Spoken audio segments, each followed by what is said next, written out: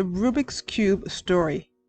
I'm going to share with you the Rubik's Cube story and show you how this story started and how I designed this story to really illustrate God's intentions. So here's how this started. I was with a group of people who suggested that we prayed. We're starting a meeting and they say, "Why don't you pray?" And I said, "I don't know how to pray." And I literally did not know how to pray. See, I saw this quote by Arthur Ashe, and it said, "Start where you are, use what you have, do what you can," and that begins the Rubik's Cube story. So the Rubik's Cube story start with, you deal with life like you play a Rubik's Cube. You see all the colors on it. It's all mangled, right? And guess what?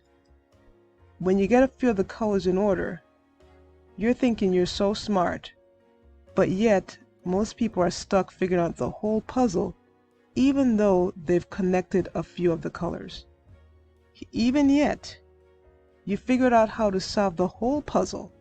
So when a person figures out how to get all the colors on the Rubik's Cube, guess what?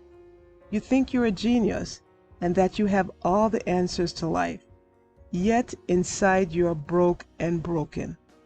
But guess what? You're going to be thinking that you should be rewarded handsomely for your smarts of figuring things out in your life.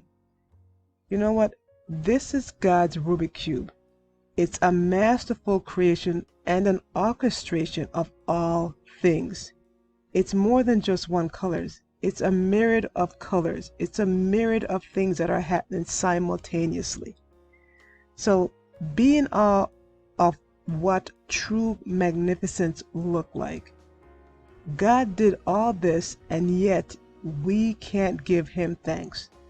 So when I thought that I could not pray, and I remember all of this magnificence, yet we can't give him praise. So my reminder was, before you take the glory for something, give God his glory. You just completed Rubik's Cube. You might have gotten all the colors in order in your life, might have done some magnificent things in your life. But guess what? He just completed the Rubik's Cube in millions of lives, and that's including yours. So God deserves the glory. Amen to that. God truly deserves the glory. Amen to that. God deserves the glory. Amen to that. God is the master of all Rubik's Cube. So you know what? Start where you are. Use what you have. Do what you can. I do know how to pray. That's my conclusion to this. I do know how to pray. My prayer is to thank him for my talents. And my suggestion is for you to thank him for your talents. Your success is his manifestation and completion of the Rubik's Cube in your life. I can do what I do to remind you of that. He can create a masterpiece in your life and put your broken Rubik's Cube together like he put mine together. He just wants us to acknowledge him for the work he does.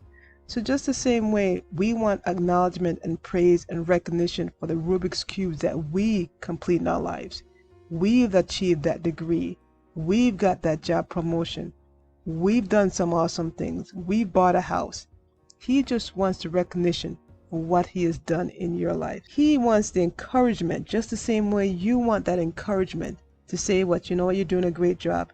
He wants that encouragement to further show you his amazing skills of creating miracles, turning what seems to be a mess into a masterpiece. But you know what? You might not be letting him in to literally turn the mess within you into that Rubik's Cube and change your life to fit. You're literally standing in your way sometimes when you think, you know what, nothing is working, everything is against you. The problem is you're trying to turn that Rubik's Cube in your life and thinking that you know how to solve that puzzle, when you know what, God could solve it much better than you can. So my prayer, thank him with your talents. Your success is his manifestation and completion of the Rubik's Cube in your life.